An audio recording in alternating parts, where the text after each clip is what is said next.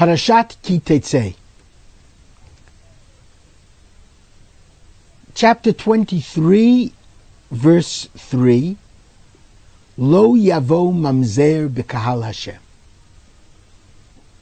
The definition of a mamzer is someone who is the product of an adulterous or incestuous union. And the Bible teaches that such an individual cannot enter into the congregation of the Lord, cannot marry Jewishly, Kedat Moshe v'Yisrael, under a chuppah. It seems like a harsh law, and it especially seems like a harsh law in terms of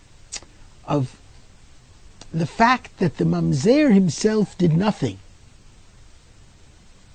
The ones who did the negative things were the two married people who did not sufficiently themselves respect the fidelity of the marital union.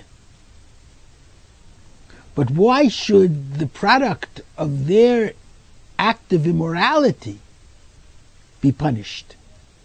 Because he had nothing to do with the manner in which he was born. I'd like to try to explain this, and I'd like to try to explain it as best as I can in terms of trying to understand the difference between biblical law and the oral law, between the conceptual and theoretical biblical law, because we don't decide practical law on the basis of biblical verses alone,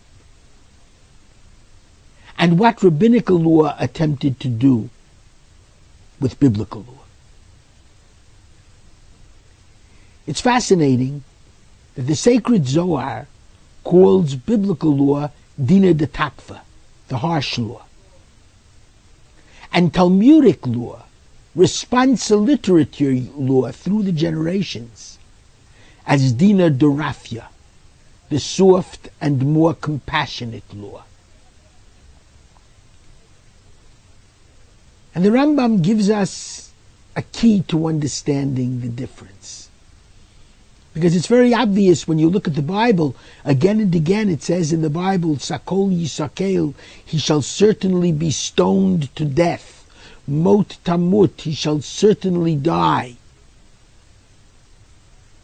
Whereas comes along rabbinic law and states that before you put a person to death, there have to be two individuals who actually saw him commit the capital crime and warned him in advance and could testify that he was of sound mind when he did what he did.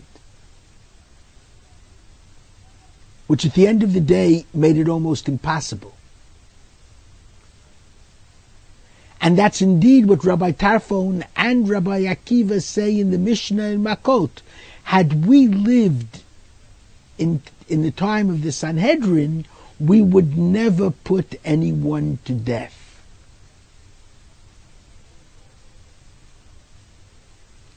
Why the difference in biblical law, the way it looks at capital crime, and rabbinic law, the way it punishes capital crime in practicality?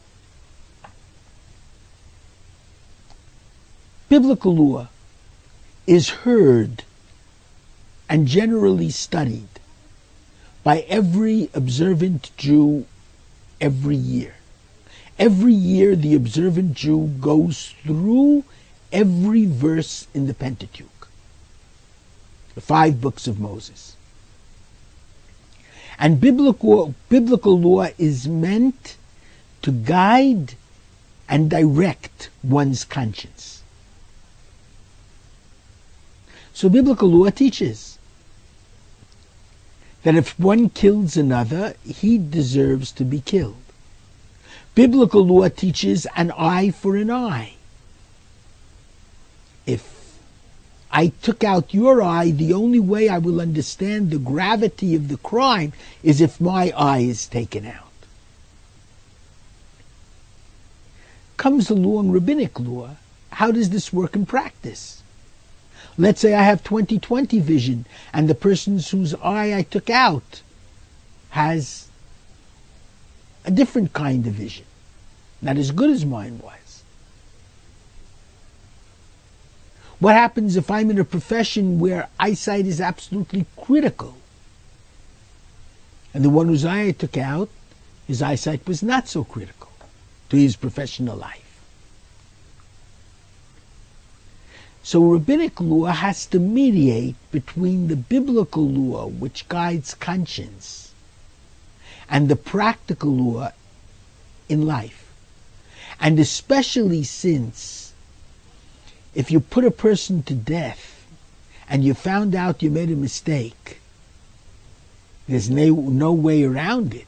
The person was already killed. Rabbinical law has got to make it extremely rare and difficult to put a person to death for a capital crime. Let's look at the mamzer.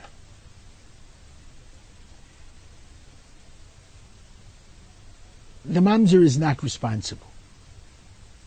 But the Bible, which guides conscience, wanted to direct people's hearts and minds to understand that adultery is a horrific crime against the sanctity of marriage and the marriage vows and the relationship of fidelity that marriage is all about.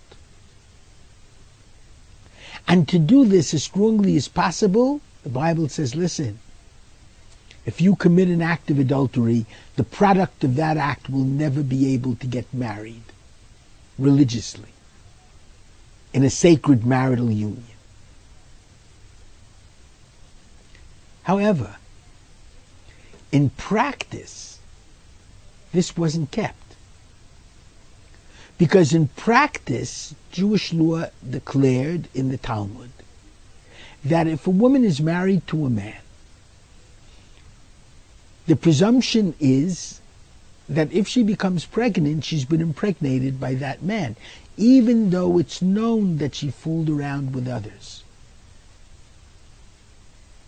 And there's one case in the Gemara in which an individual was in another country. And he was away from home in the other country for 12 months. And the woman gave birth. And she had been seen in consort with other men of not such reputable characters. And nevertheless, the religious court decided that the child was not unkosher, was not a bastard, a mamzer, could marry someone else. And religious law stated the husband somehow came home one night and no one saw him.